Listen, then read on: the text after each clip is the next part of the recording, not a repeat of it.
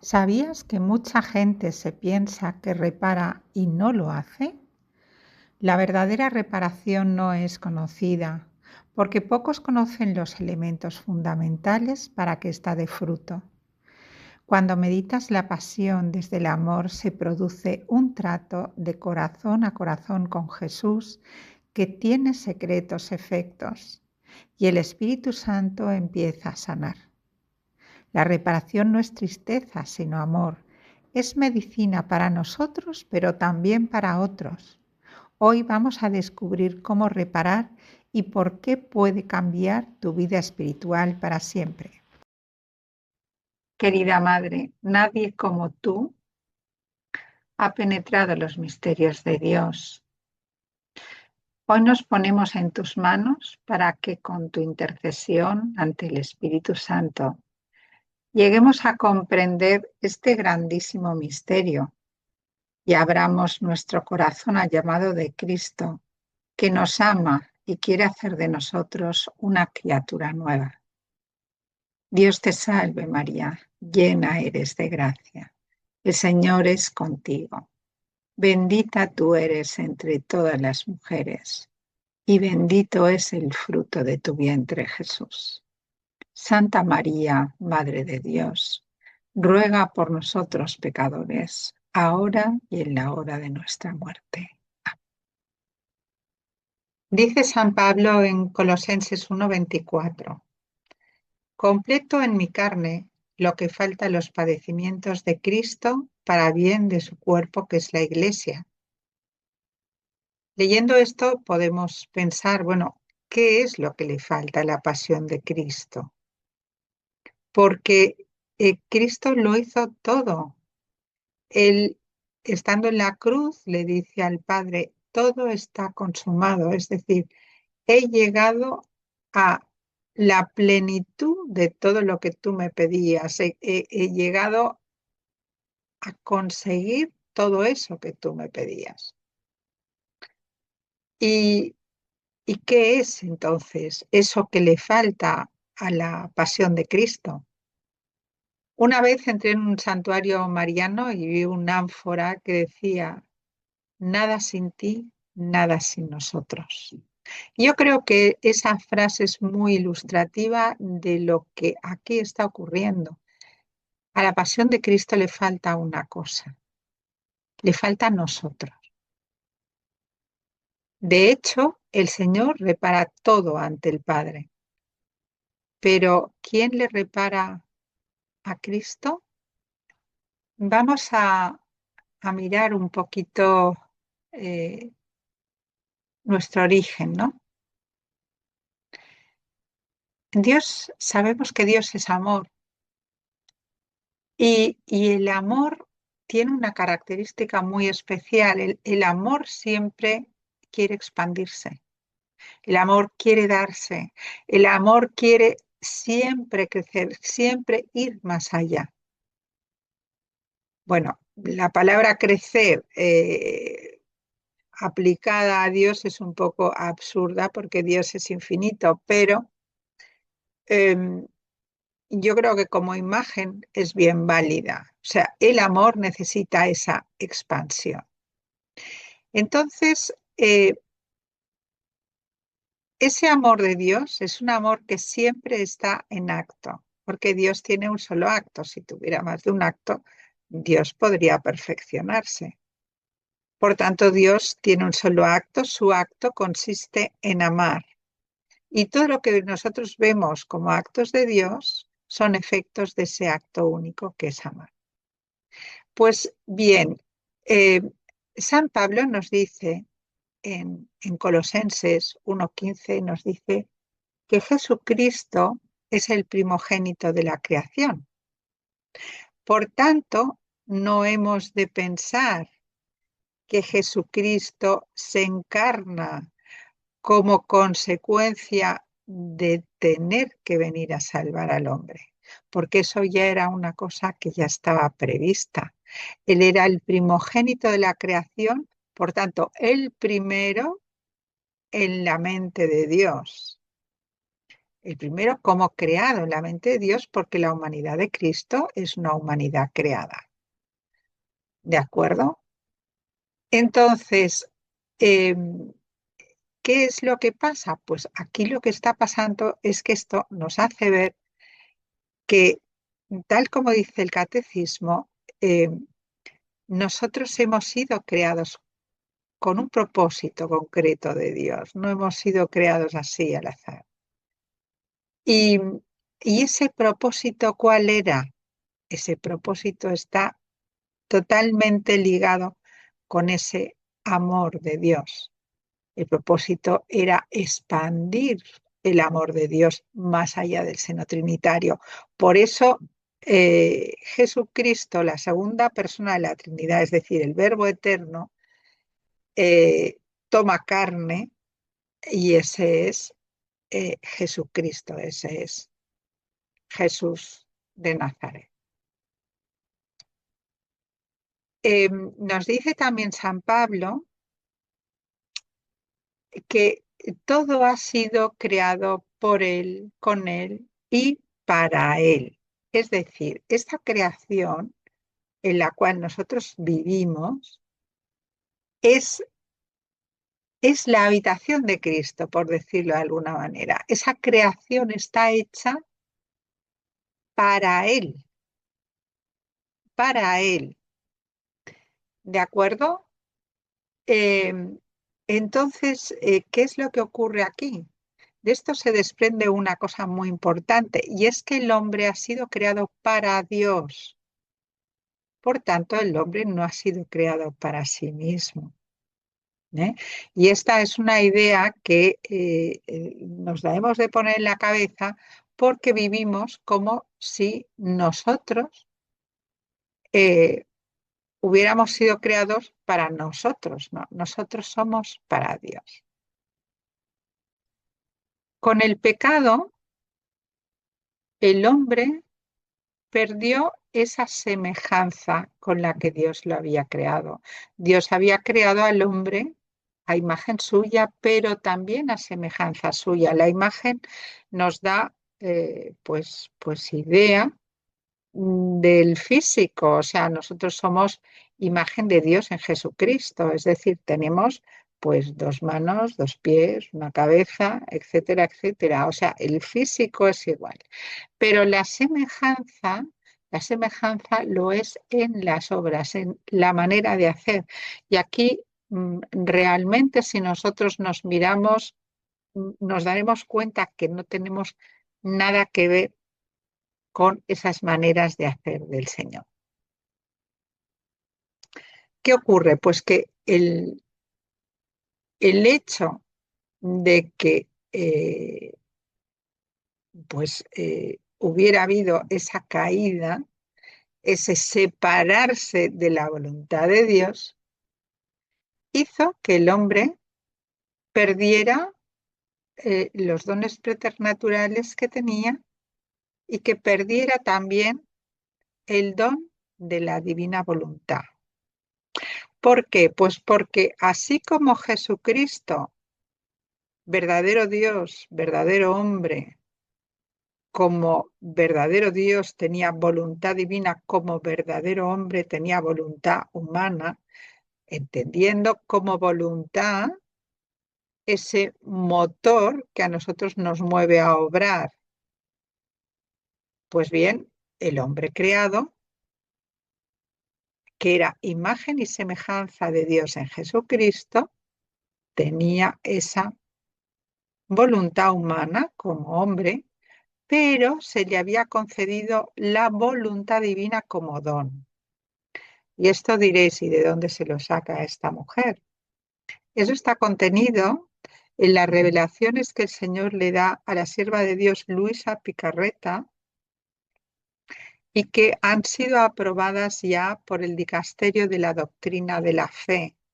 Fueron aprobadas, una aprobación definitiva, el 8 de julio del 2024. Por tanto, no estamos hablando de revelaciones que tengan el visto bueno de un obispo. Por supuesto lo tenían en su momento y además de un santo que era San Aníbal di Francia, pero en este momento ya tienen esa aprobación definitiva del dicasterio de la doctrina de la fe, como decía antes. Entonces, la caída de Adán es algo que tiene una trascendencia mucho mayor de la que nosotros pensamos. ¿Por qué? Pues porque em,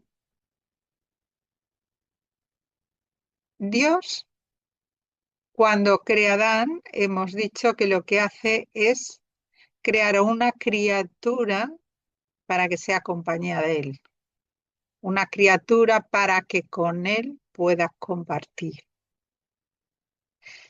¿Qué pasa? Pues em, Dios en esa creación de esa criatura había buscado tener en ella su propio paraíso. ¿Por qué? Porque esa criatura en su manera de hacer era similar a Dios. Y era similar a Dios porque tenía ese don de la divina voluntad que le permitía obrar con voluntad divina. Cuando el hombre se aparta de Dios, pierde el don de la divina voluntad y entonces Dios se queda sin su paraíso. El hombre tenía que haber sido el paraíso de Dios y Dios el paraíso del hombre. ¿Qué pasa? Que el hombre queda con muchas y grandes deficiencias. Y, por supuesto, el hombre que queda después del pecado original le impide a Dios llevar a cabo ese plan que él tenía. El pecado es una ofensa infinita a Dios y, por supuesto, esa ofensa infinita a Dios genera una deuda infinita. Y podéis decir, ¿y por qué esa ofensa es infinita si la hacemos nosotros? Nosotros somos finitos, pero el ofendido no. Por tanto, lo que eso produce, lo produce en el ofendido. Y en el ofendido lo que produce es una ofensa, como es el ofendido, que el ofendido es infinito. ¿De acuerdo? Entonces, ¿qué pasa? Que al ser pecado ofensa infinita, para reparar ese pecado se requiere también algo que sea infinito, porque esa ofensa infinita ha generado una deuda que es infinita también. Entonces, ¿qué ocurre? Pues que el verbo se encarna para salvar el plan de Dios. ¿Y cómo salva ese plan de Dios? Pues en un primer paso lleva a cabo lo que es la salvación del hombre, porque sin pasar por la salvación del hombre no se hubiera podido hacer nada. Pero hay otro paso definitivo que es conseguir que el hombre vuelva a ser ese paraíso de Dios. Antes de proseguir, os he querido poner este pedazo de el informe que me hicieron llegar a mí desde la archidiócesis de Trani, Barletta y Bisceglie. Esta es la archidiócesis que lleva la causa de beatificación de Luisa, porque era la archidiócesis que le correspondía a ella. Entonces, lo que os enseño aquí es un pedacito donde se dice que los escritos de Luisa tienen aprobación del dicasterio de la doctrina de la fe con fecha 8 de julio de 2024. Este informe es el informe que envía el postulador de la causa de beatificación de Luisa al arzobispo, ¿de acuerdo? Y esto, pues, ¿por qué lo tengo yo? Lo tengo yo porque yo me dirigí por correo electrónico directamente al arzobispado para que me informaran al respecto, ¿eh? Y me contestó el canciller del arzobispado enviándome, adjuntándome este informe. ¿De acuerdo? Así que podéis estar tranquilos de que no es una información que yo haya sacado de una fuente que no sea de fiar. Pues bueno, vamos a proseguir con lo que os estaba explicando. Bueno, pues vamos a continuar con alguna cosa que el Señor dice también en la última cena. Dice, mucho tengo todavía que deciros, pero ahora no podéis con ello. Cuando venga Él, el Espíritu de la verdad, os guiará hasta la verdad plena, pues no hablará por su cuenta, porque recibirá de lo mío y os lo anunciará a vosotros. Es decir, en ese momento, cuando faltan horas para que al Señor lo apresen y lo maten, el Señor les dice a los apóstoles, tengo todavía mucho que deciros. Y claro, estamos ya al final de su vida. Y dice, cuando venga Él, el Espíritu de la verdad, os guiará hasta la verdad plena. ¿Quién es la verdad? Yo soy el camino, la verdad y la vida. Es decir, en ese momento, la verdad no era plena. O sea, todavía no se conocía a Jesús en plenitud, de forma plena. Y obviamente, si nosotros pensamos un poco, nos vamos a dar cuenta de que de Jesús sabemos muy poca cosa. Conocemos, pues, que nació en Belén, que nació de una virgen, y algunos detalles de su infancia, casi nada de su infancia. No sabemos absolutamente nada de él entre los 12 años, que es la última noticia que tenemos de su infancia, hasta los 30 que empieza la vida pública. No se sabe nada, absolutamente. Y de lo que es su vida pública, conocemos las 4 cosas que hay en el Evangelio. Desconocemos totalmente eh, cómo actuaba su divinidad en su humanidad. Eh, de eso no sabemos absolutamente nada. Entonces, en esas palabras se cierra una cosa que es obvia, que el pleno conocimiento de Cristo nos va a venir revelado por el Espíritu Santo. Es decir, el Espíritu Santo irá revelando poco a poco, pues, cosas que nos llevarán a ese pleno conocimiento.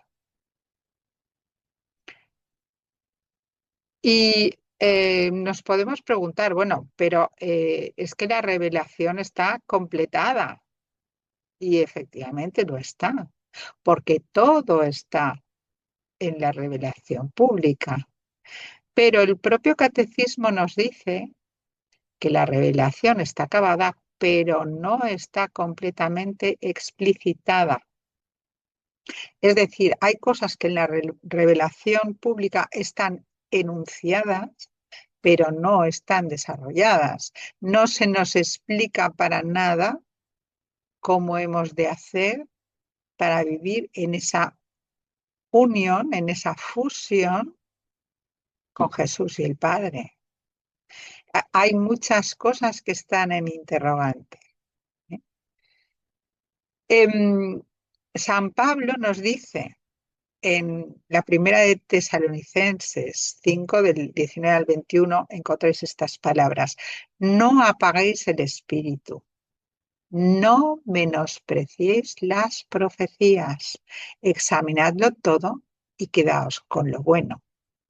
Es decir, San Pablo nos dice que si nosotros menospreciamos las profecías, apagaremos el espíritu en nuestro corazón.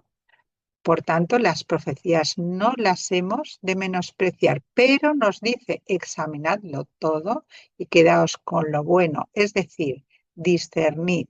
¿Por qué? Pues porque ya se nos advirtió que habrían profetas para dar, vender y regalar, y la mayor parte de ellos falsos. ¿De acuerdo? Pero lo que sí está aprobado por la Iglesia, no nos podemos poner en eso, pues, un, un, no nos podemos tapar los ojos. Eso está, son revelaciones del Señor, están aprobadas y por tanto es bueno que nosotros las tengamos presentes. Y eso os lo digo, ¿por qué? Pues porque ahora vamos a entrar a analizar, a meditar cuál ha sido el extremo de la entrega del Señor. ¿Por qué? Pues porque al meditar este extremo de la entrega, nos vamos a dar cuenta por contraste en el extremo de su amor. Y vamos a comprender de manera mejor, más profunda, pues qué es la reparación, para qué sirve, qué consecuencias tiene y qué maravillas puede hacer en nuestra vida espiritual. Y eso os lo voy a explicar de la mano de los escritos de Luisa Picarreta, que como os he dicho antes, están aprobados por el Dicasterio de la Doctrina de la Fe en su causa de beatificación.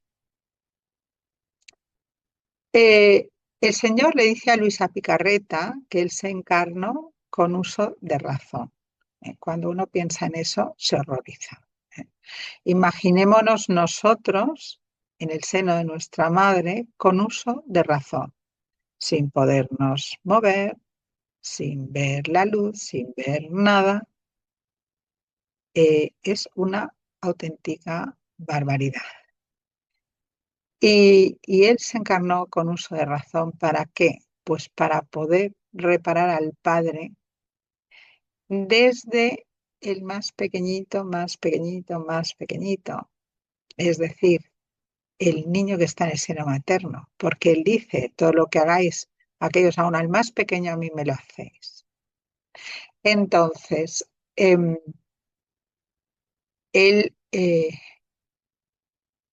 pues sufrió durante 9 meses en el seno materno, porque no podemos olvidar el horror que es el seno de una mujer hoy en día, o sea, una de cada 4 mujeres ha abortado, o sea, es algo espantoso, y durante pues, sus 33 años de vida. Entonces, Él ha sufrido por todos nuestros pecados, Él ha reparado al Padre por todos nuestros pecados. Y el Señor le dice a Luisa que Él ha sufrido 3 pasiones, la que nosotros conocemos, por supuesto, pero después que ha sufrido la pasión del amor, porque en el pecado lo primero que se defrauda es el amor a Dios, y la divinidad le hizo padecer esa pasión, y ha sufrido la otra pasión, que es la de sufrir, tener que padecer el pecado de todos los hombres y por tanto las penas que ese pecado conlleva.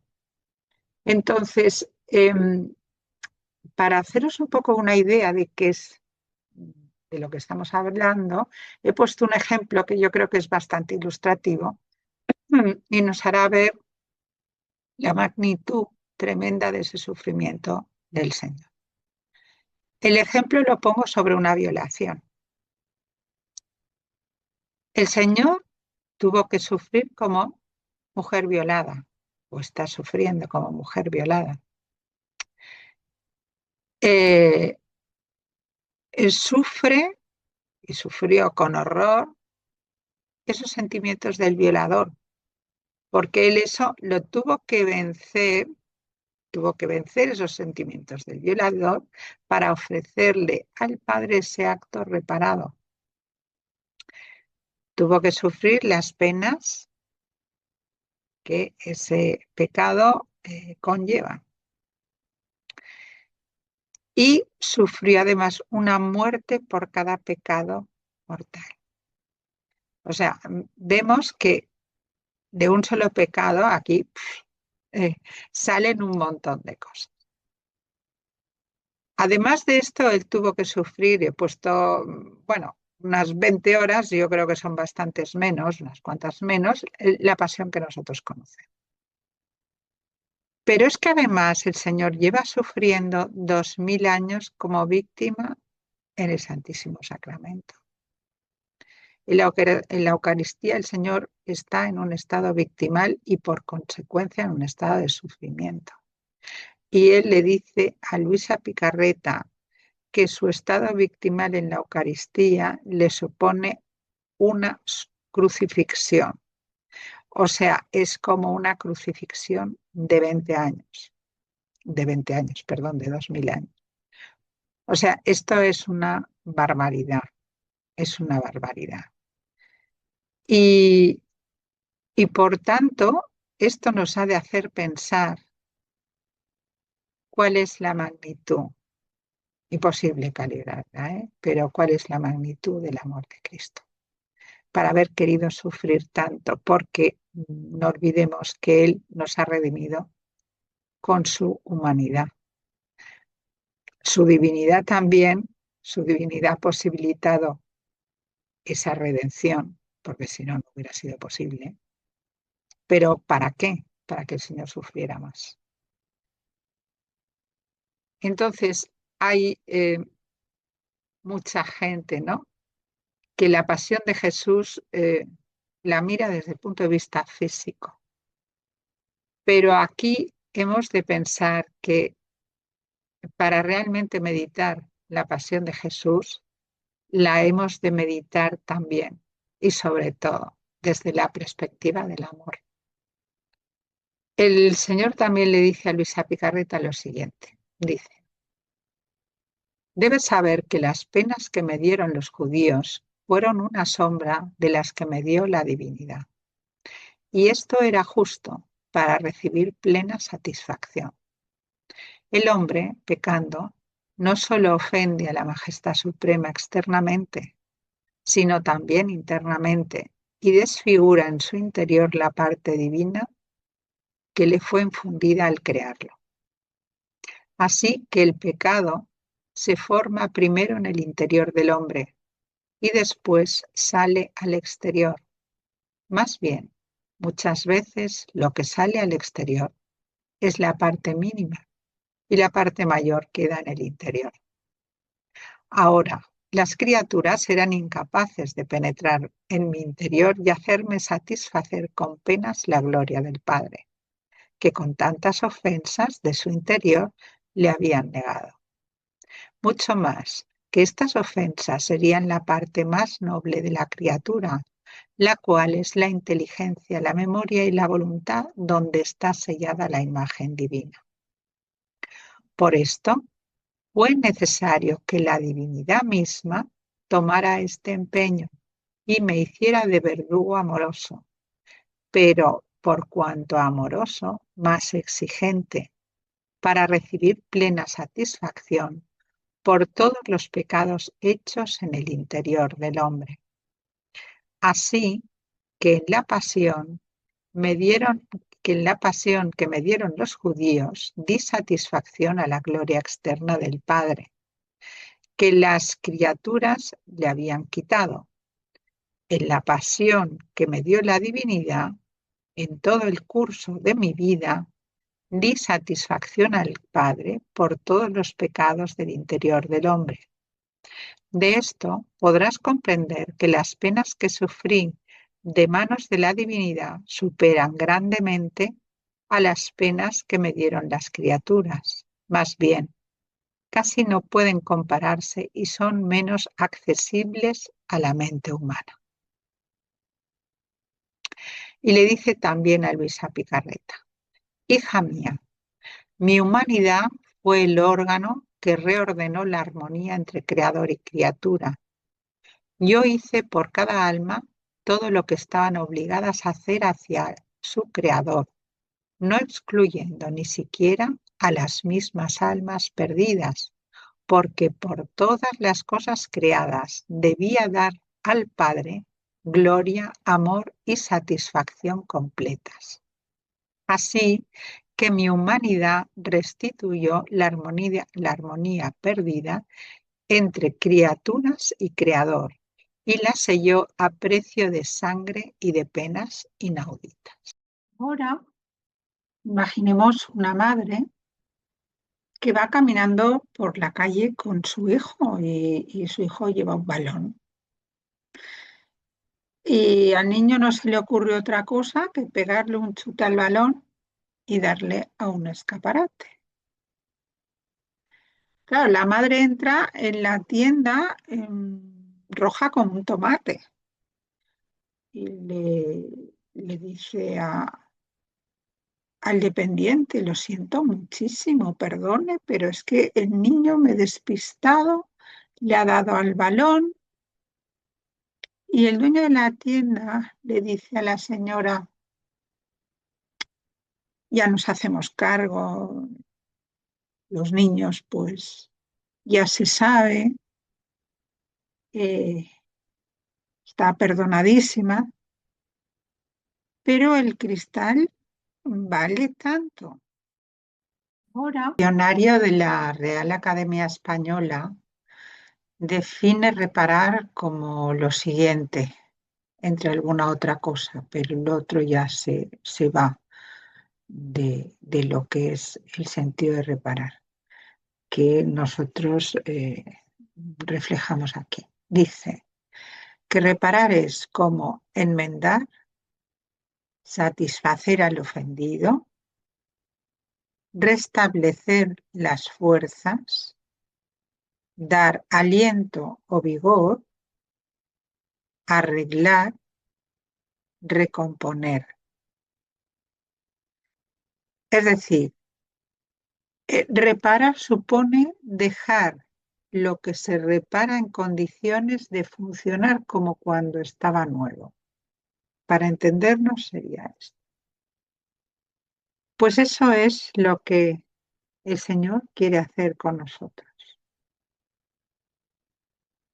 Por supuesto, Él ha satisfecho al ofendido, ha satisfecho al Padre y ha enmendado todo el pecado de todas las almas de todos los tiempos, pero además ha dejado establecidas las condiciones para restablecer las fuerzas de las almas, para darles aliento y vigor y para arreglarlas y recomponerlas. Es decir, una vez todo este proceso esté concluido, pues el hombre volverá a ser ese hombre que Dios creó para llevar adelante ese proyecto que ahora mismo está pues en stand-by. A lo largo de la historia, esto ya nos lo dice el Catecismo, en el numeral 53 nos dice: Dios se comunica gradualmente al hombre, lo prepara por etapas para acoger la revelación sobrenatural que hace de sí mismo y que culminará en la persona y la misión de Cristo. Nosotros vemos cómo Dios se va comunicando al hombre la relación que él tiene con el hombre en el Antiguo Testamento es una relación más distante, es diferente, si bien en el Antiguo Testamento tenemos pues algunas personas con las que el Señor ha tenido una relación no estrecha, estrechísima. Pero aún así, o sea, esa relación de Dios con el hombre era una relación que tenía una distancia y esa distancia se rompe con la venida del Señor. Ya lo que es el Nuevo Testamento, es decir, la segunda alianza, la alianza que está sellada con Dios en la cruz del Señor, y ahí la relación con el hombre, entre el Señor y el hombre, es mucho más cercana, mucho más estrecha. Entonces yo he hecho una relación de una serie de santos o personas de una santidad probada enorme, porque hay algunas que canónicamente están reconocidos como santos, hay por aquí alguna beata, hay alguna venerable y hay alguna sierva de Dios. Bien, pues veremos que a lo largo del tiempo el Señor va dando pasos de acercamiento, más, más, más, más. Al primero que he puesto, y bueno, he puesto a San Juan de Ávila y estoy segura que algún otro santo podría poner, ¿eh? Pero llegó a mis manos un escrito sobre San Juan de Ávila que a mí me tocó y me tocó el corazón, ¿eh? Y dije, bueno, pues vamos a empezar a partir de aquí. Eh, San Juan de Ávila, digamos que ve en las llagas de Cristo algo muy especial. Ve en esas llagas el, el lugar de cobijo de Dios para sanar al hombre. Y él nos dice, sobre todo, metámonos en las llagas de Cristo, no para luego salir, mas para morar en las llagas de Cristo y principalmente en su costado, que allí en su corazón partido por nosotros cabrá el nuestro y se calentará con la grandeza del amor suyo. Porque ¿quién, estando en el fuego, no se calentará siquiera un poquito? Es decir, él está contemplando esas llagas del Señor y conociendo muy bien cómo en la Sagrada Escritura se nos dice, en sus llagas hemos sido sanados, él encuentra allí y vive y experimenta esa transformación del ser cuando el ser vive en las llagas del Señor, cuando la persona medita su sufrimiento, su pasión, etcétera, etcétera. Luego he puesto a Santa Teresa de Jesús. Yo creo que muchos sabéis que ella se convirtió meditando delante de una imagen de Jesús flagelado. Pues Santa Teresa de Jesús decía que todos sus conocimientos le habían venido a través de la meditación de la pasión, que no había color entre lo que ella había aprendido, había recibido de la meditación de la pasión y todo lo que ella había leído y estudiado en tantísimos libros. Después he puesto a una santa que para mí es el mensaje del Señor a ella es algo muy especial porque marca un hito importante y es Santa Margarita María de Alacoque. En aquella época en la cual el jansenismo estaba en boga, se le aparece Jesús y le muestra el corazón. Ese mostrar el corazón es un acercamiento a nosotros, decir, yo también tengo corazón, yo soy hombre también, yo he tomado vuestra carne. Y le dice, le hace la confidencia de su enorme sufrimiento porque el hombre no le ama, no se acerca a él, ¿eh? Y entonces le pide a Santa Margarita que por lo menos ella le consuele, ¿eh? O sea, aquí vemos a un Dios que es todo amor, enamorado de esa criatura que él creó con sus propias manos y que le quiere dar amor y la criatura le rechaza.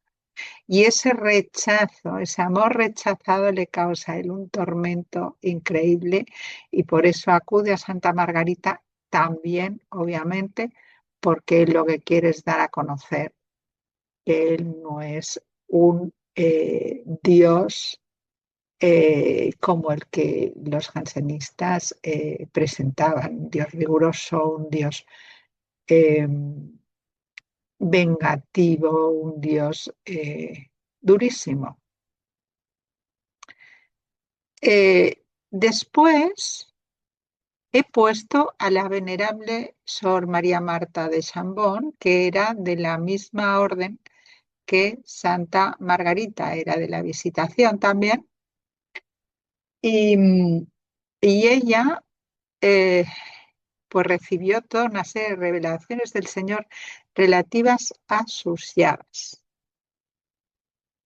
Eh, o sea, ella lo que hace es que de acuerdo con lo que el Señor le va diciendo, ella empieza a hacer oración de reparación por los pecadores, ofreciéndole al Padre esas llagas. Hemos de ver aquí una cosa importante y es que hay un cambio muy profundo entre San Juan de Ávila y Santa Margarita o la venerable Sor María Marta. ¿Por qué? Pues porque San Juan de Ávila y también Santa Teresa de Jesús. En esa época, esa meditación de la pasión se hacía desde el hombre, y me voy a explicar lo que quiero decir. En esa meditación de la pasión, eh, digamos que se tenía conciencia de ese amor tan grande, de ese deseo de salvar al hombre y de cuán necesitados estábamos nosotros. Pero la mirada se ponía más en nosotros que en el Señor. Esa mirada de ese yo pecador, ese yo tan falto y tan necesitado de Dios. Y aunque estamos tan faltos y tan necesitados de Dios, pero de una manera indecible, cuando el Sagrado Corazón se le aparece a Santa Margarita, le hace cambiar la mirada. La venerable Sor María Marta Chambón también hace ese cambio de la mirada. Ya no se está mirando ella con todas sus faltas, digamos que centrando la mirada en sus faltas, sino que centra la mirada en el amor de Dios, ese amor rechazado, ese amor incomprendido y ese sufrimiento indecible de él. O sea, aquí hay un cambio de actitud muy importante y eso es un acercamiento grande, es un paso enorme y es algo que tendríamos que tener muy presente en nuestra mente, en nuestro corazón. Luego tenemos a Santa Teresita de Lisieux, que todo el mundo conoce muchísimo, pues todo lo que ella habló sobre la niñez espiritual y se desconoce mucho la faceta de ella de ese reparar a su amado Jesús, meditando sus sufrimientos, mirando su faz. pero no esa cara de ese Cristo bello, no, obviamente mirando y, y recreándose en esa cara desfigurada, en esa cara sucia, en esa cara herida, que a ella la movía a amarle con todo su corazón. Y bueno, al final de todo, os he dejado algunas recomendaciones de lecturas muy interesantes de estos santos y entre ellos, pues, de Santa Teresita, ¿no? Después tenemos a la sierva de Dios, Sor María Josefa Menéndez. Ella también recibió revelaciones del Sagrado Corazón y yo os invito a los que queráis a leer su diario espiritual. Es un libro que se llama Un llamamiento al amor y es de una belleza increíble. Siguiendo siempre en ese camino de acercamiento a ese Jesús sufriente y a esa reparación de las almas, estamos hablando, pues, Sor Josefa Menéndez fue un alma víctima. Y bueno, la mayor parte de los que están aquí lo fueron, ¿no? Después tenemos a Santa Faustina Kowalska, otra alma víctima. Eh, Ella vivía en esa unión de sus sufrimientos con los de Cristo como hostia viva y recibe todas las revelaciones del Señor relativas a la Divina Misericordia. Otro salto más tenemos con la Beata Conchita Cabrera de Armida, quizá aquí en España muy poco conocida, ella era mexicana, una mujer que ha tenido el don eh, importantísimo porque ha sido la primera que ha tenido el don de la encarnación mística. El Señor le dice a ella, quien te toca a ti, toca el verbo. O sea, imaginaros eh, de qué estamos hablando, ¿no? Y por último tenemos a la sierva de Dios, Luisa Picarreta, que ella recibe del Señor todas las revelaciones relativas a la divina voluntad